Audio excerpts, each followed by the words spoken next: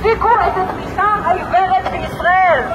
33,000 פלסטינים הם לא רק מספר, אלו הם נשים, ילדים, גברים, תינוקות, זקנים. יש להם שמות. למענם ולמען אחרים אנחנו דורשות הפסקת אש מיידית. عائشة خليل حمدان الأسطل، وهبة عبد الله حسين الأسطل، إبراهيم حميد حسين الأسطل. عبدالله شاكر، اسماء محمود. Give me.